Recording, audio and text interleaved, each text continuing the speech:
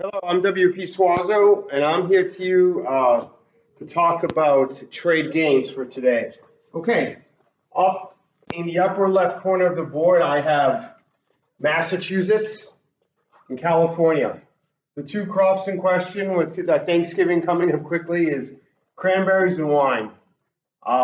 If Massachusetts has 2 acres of wine, 2 acres of land, it can flood one of those acres and grow 30 units of cranberries, or plant vines and with some years make 30 units of wine. California can only make 10 units of cranberries if it floods an acre or a unit of land to make a bog, or 100 units of wine. This might not exactly be the case, but this is what we'll use for sake of discussion. I think in Northern Cal, there's maybe some tracts of land where the mountains don't tumble into the ocean, where they could probably grow cranberries. I know they do up in the Pacific Northwest. And in Massachusetts, I know there's some wine making, but no commercial winemaking. But that means nothing. Looking at the numbers here, we know for Massachusetts, since cranberries are more dear, let's say this, for every unit of cranberries, Massachusetts gives up 1 unit of wine and vice versa.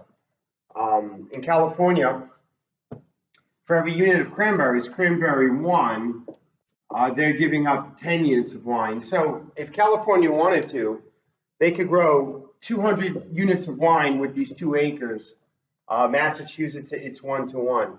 So if you look at the difference between the trade-offs, 1 unit of cranberry, the difference is 9 wine. So if we take this further, we could say this: Massachusetts is happy so long as 1 unit of cranberries, 1 unit of cranberries is worth more than 1 unit of wine. So long as 1 unit of cranberries gets more than 1 unit of wine. So I'll state it like this. And California is happy so long as 1 unit of cranberries costs less than 10 units of wine. So long as 1 cranberry costs less than 10 units of wine. And Massachusetts is happy so long as 1 cranberry is more than 1 unit of wine. So anything in between 1 unit of wine and 10 units of wine for 1 cranberry will benefit both parties.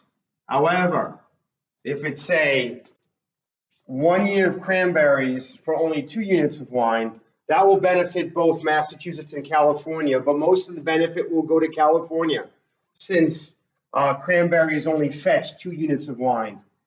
Conversely, if you wanted to say, well, 1 unit of cranberries is worth 9 bottles or 9 units of wine, such an arrangement would benefit both Massachusetts and California, but most of the benefit would be going to Massachusetts. So what I do is I take the square root of this difference.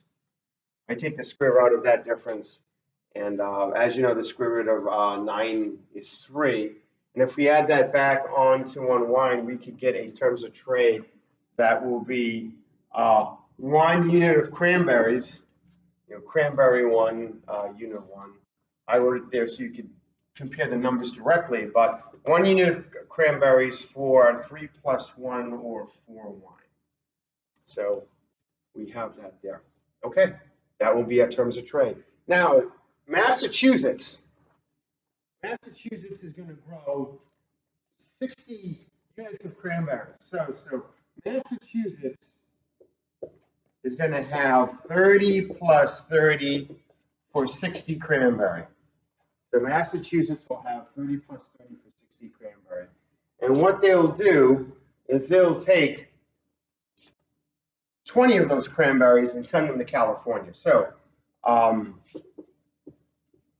if we look at this here, if I set up a second grid with trade, here's cranberries, here's wine, here's Massachusetts, here's California.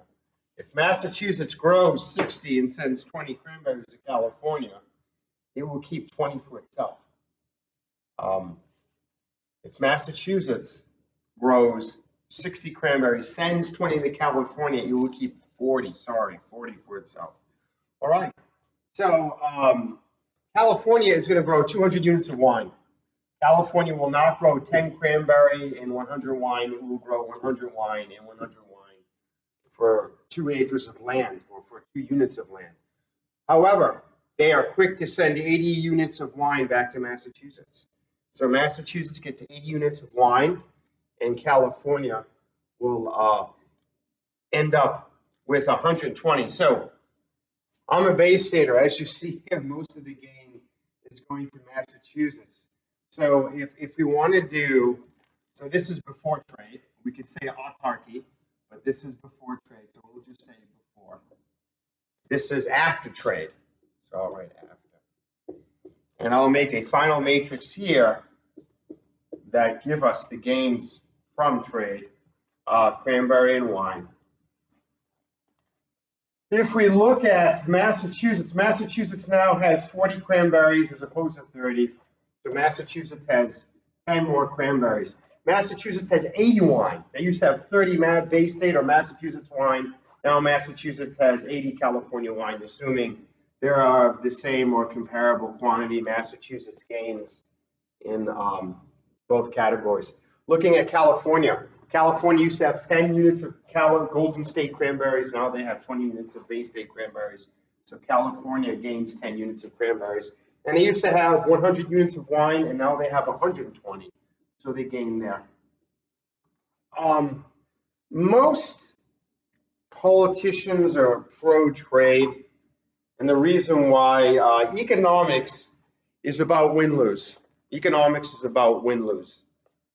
You want your car to be faster, it's going to get less fuel mileage. Economics is about win-lose. You want a warmer house, you're going to have a bigger energy bill and less of everything else.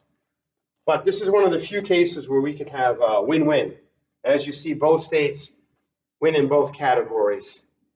And I hope this has shed some light on the gains of trade.